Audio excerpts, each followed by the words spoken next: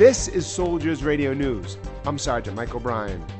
The Corps of Engineers keeps the navigation channels of New York Harbor clear with a fleet of 10 ships. Mary Cochran takes us aboard the Maritz.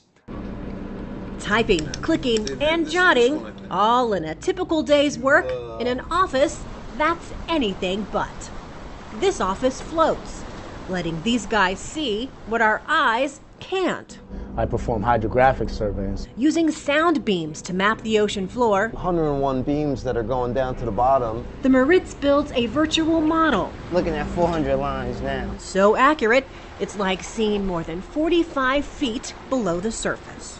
This is part of the ocean. Stephen Simon is the ship's party chief. These channels fill in, show up, and are forever changing. Something that we have to stay on top of. Because what's below matters to recreational and commercial ships.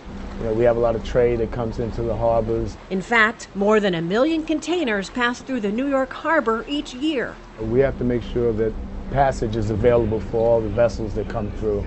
Dennis Swain is a cartographic technician. Commercial craft that goes into the rivers and creeks, and they have to be able to pass through, and we make those checks to make sure that they're able to. Knowing where obstacles are and where to dredge is vital information, and technology may make it look easy. But then when you have wind, current, and other vessels and everything else that's happening, it's hard. And hardware to do the job has its price. This boat here is about $5 million. Mary Cochran, New York Harbor, New York. That's Soldiers Radio News. From Soldiers Radio and Television in Washington, I'm Sergeant Mike O'Brien.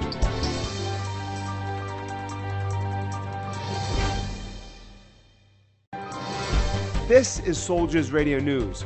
I'm Sergeant Mike O'Brien. The Phalanx Weapons System on land and sea, keeping troops safe. Specialist Ashley Anderson reports.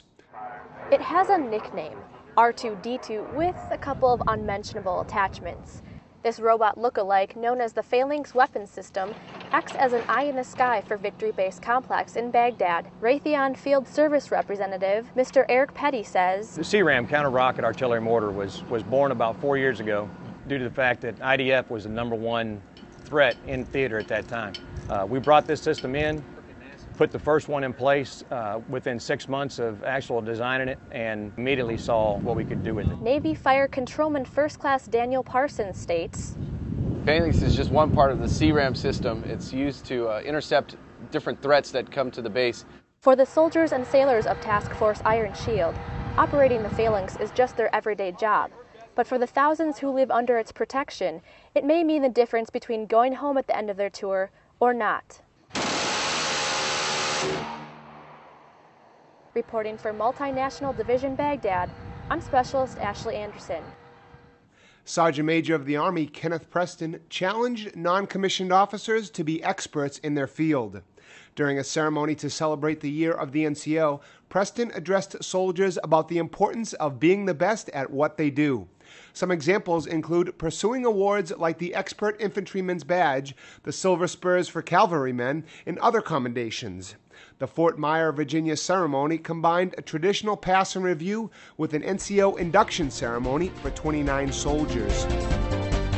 That's Soldiers Radio News. From Soldiers Radio and Television in Washington, I'm Sergeant Mike O'Brien.